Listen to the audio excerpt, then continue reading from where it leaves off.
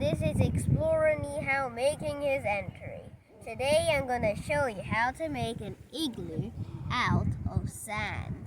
For this you will need to first gather a piece of spear sand and make sure it's thick like I'm doing here.